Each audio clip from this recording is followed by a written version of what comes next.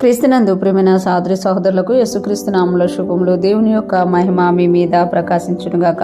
ఈరోజు దేవుడు మనకిచ్చిన మాట నిర్గమకాండం 10వ అధ్యాయం 15వ వచనం. ఆ దేశమున ఆ చీకటి కమ్మెను, ఆ దేశపు కూరగాయలన్నిటినీ, ఆ వడగండ్లు పాడు చేయని వృక్ష ఫలములన్నిటినీ అవి తినివేశాను. ఐగుప్తు దేశం అంతటా చెట్లే గాని పొలములో కూరయే గాని పచ్చనిదేదియో మిగిలి ఉండలేదు. ఈ మాటలు మనం నిర్గమకాండంలో చూసినాము. ఎప్పుడైతే మోషే ద్వారా దేవుడు ఇశ్రాయేలును విడిపించదలుచుకున్నారో ఐగుప్తు దేశానికి ఫరోకి తీర్పు తీర్చినట్టుగా మనం చూడగలం. 10 తెగుళ్ళు వచ్చినట్టు చూడగలం. అందులో ఒక తెగులు ఆ దేశమునకు చీకటి కమ్మిందంట. ఇంకొక తెగులు చూస్తే మిడతలు వాటి మీద దండెత్తాయంట. అంటే ఎన్ని చెడ్డ విషయాలు జరుగుతున్నా హృదయం కఠినమైపోవడం వల్ల వాళ్ళు దేవుని వైపు చూడలేదు. ఇక్కడ చూస్తే ఆ దేశమున చీకటి కమ్మెను, ఆ దేశం అంతటా కూడా చీకటి కమ్మింది, కానీ గోషేను ప్రాంతంలో చీకటి లేదనమాట. అంటే దేవుని పిల్లలకి ఎప్పుడు కూడా వెలుగు అనేది ఉంటుంది అని మనకి ఇక్కడ తెలియజేసింది. ఇంకొక తెగులేటి అంటే మిడతల దండెత్తాయి అనమాట. ఆ దేశపు కూరగాయలన్నిటినీ, ఆ వడగండ్లు పాడు చేయని వృక్ష ఫలములన్నిటినీ అవి తినివేశాను. అంటే చీకటికి ముందు, మిడతలకు ముందు వడగండ్లు పడ్డాయి. ఆ వడగండ్లంట వృక్ష ఫలములని, పశువులని, కూరగాయలు అన్నిటినీ పాడు చేశాయి. కానీ ఆ వడగండ్లు ఏవైతే పాడు చేయలేదో, అంటే కొన్ని మిగిలిపోయావో వాటిని మిడతలు తినివేసేసాయట. అంటే ఐగుప్తు దేశం అంతటా కూడా చెట్లు కానీ పొలంలో కూరయ కానీ పచ్చనిది ఏది మిగిలి ఉండలేదు.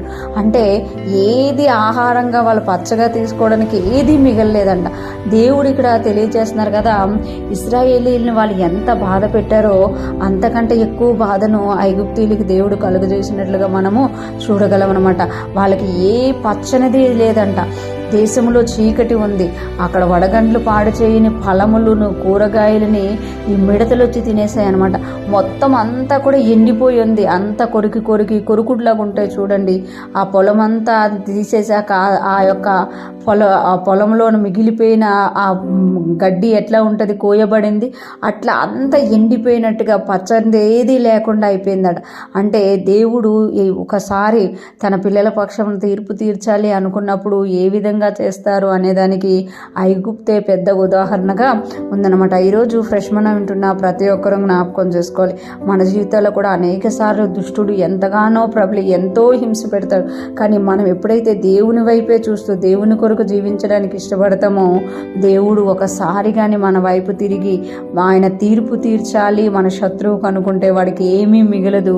అదే టైంలో మనం అన్ని విషయాల్లో కాపాడబడతాం అనమాట. ఈరోజు ఫ్రెష్ మనం వింటున్న ప్రతి ఒక్కరూ కూడా దేవుడు ఇశ్రాయేలు పక్షమున ఐగుప్తునికి తీర్పు తీర్చినట్లు మీకు విరోధంగా లేచిన శత్రువుకి, మీ కుటుంబాలకి, మీ యొక్క పరిచర్యలకి, మీ యొక్క సమస్తానికి విరోధంగా లేచిన దానికి దేవుడు తీర్పు తీర్చి మీ దేవుడుగా దేవుడు పిలువబడునుగాక. సమస్త మహిమ దేవునికే కలుగునుగాక. ఆమేన్.